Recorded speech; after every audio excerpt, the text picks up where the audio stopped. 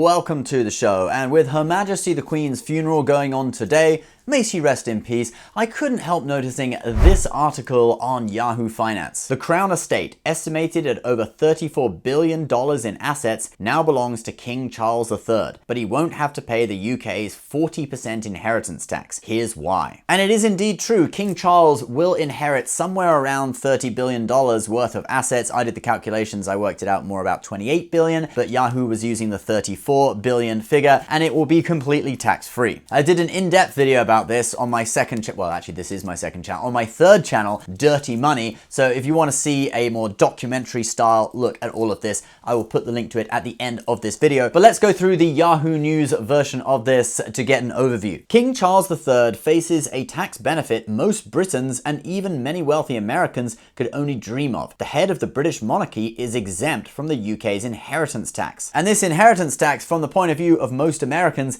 is insanely high. Queen Elizabeth II's death involves a transfer of her personal wealth of roughly $500 million to her first son, Charles.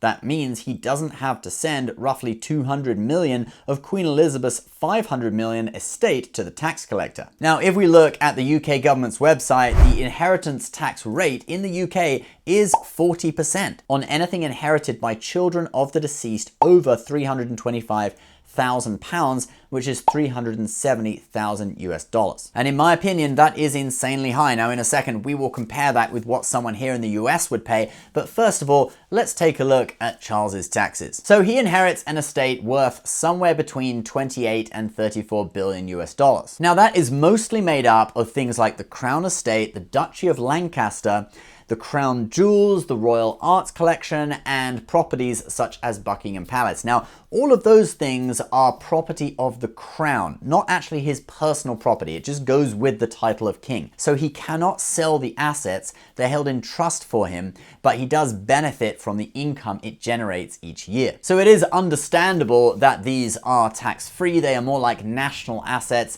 and the royal family only gets 25% of the profits each year from them anyway. The rest goes to the government. But the Queen did have around 500 million US dollars worth of private wealth that was passed on to Charles. Again, tax-free. And since about 99% or more of that 500 million is over the tax-free threshold, he would be paying about 200 million US dollars in taxes. But this would obviously mean that he would have to sell assets such as Balmoral Castle, where the Queen passed away, in order to raise funds to pay his huge tax bill. So the argument goes that the family owns buildings and other assets that are of cultural significance, and we don't want them sold off or to even fall into foreign hands just because they have to sell them to pay their taxes.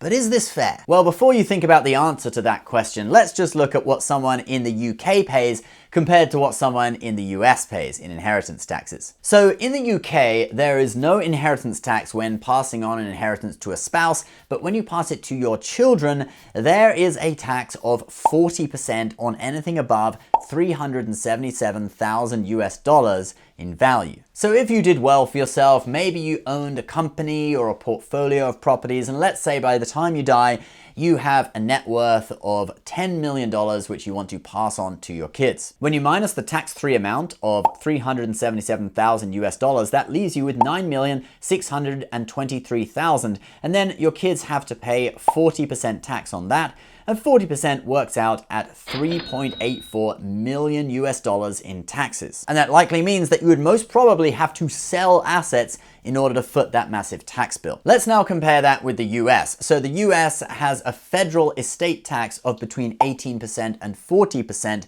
depending on the size of the estate. But it is only on estates valued over $12 million or $24 million if the person was either married or widowed. So in our $10 million net worth example, no estate tax would be owed at all. Now, in addition to the federal inheritance tax, 17 states and districts out of the 50 states plus District of Columbia have either estate or inheritance taxes. These range from a few percentage points up to about 20% depending on the state and how much people earn. And this is a big reason why elderly people in the US, especially people from New York and the Northeast, often move to Florida when they get to a certain age, like, I don't know, a certain orange gentleman. Florida has no estate or inheritance tax, so he will pay nothing when he passes away in the future versus 16% in Trump's native New York. So for our $10 million net worth guy, as long as he moved to Florida or another of the 30 plus other states that don't have estate or inheritance taxes at the state level,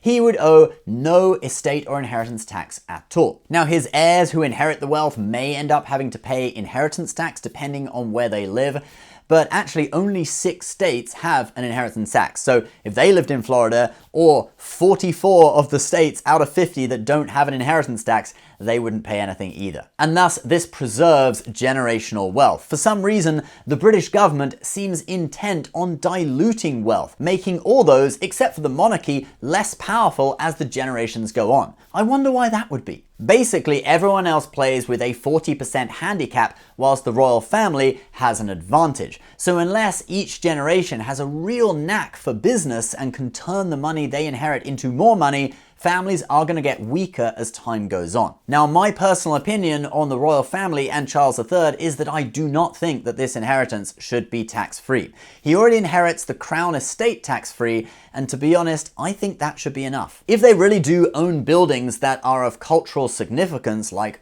Balmoral Castle, for example, where the Queen passed away, well, the Crown Estate could just buy those off the royal family at market price to preserve them and make sure they do not fall into foreign hands, and then the royal family would be able to raise enough money to pay their tax bill. And if you are curious what Charles would pay if he was living in the US, well, if both him and the Queen, who just passed away, had lived in Florida, there would be no taxes at the state level, but there would be a federal inheritance tax at 40% on most of the wealth above $24 million. Actually, there's a few little brackets, but most of it would be at 40%. We'll just do that for simple math. So he would end up paying about $190 million versus $200 million in the UK. But that's just an example if he lived in the US. That's not the reality, guys. He is getting $500 million tax-free. So what do you think? Do you think it's fair that he gets this inheritance tax-free whilst ordinary citizens in the UK pay 40%? Leave your comments below. And if you do want to build your wealth, you can actually get up to 6 free stocks for opening a brokerage account with Webull and depositing any amount of money, no matter how small. Link for that deal is below if you're interested. Please subscribe if you're new, and we'll see you next time. Bye-bye.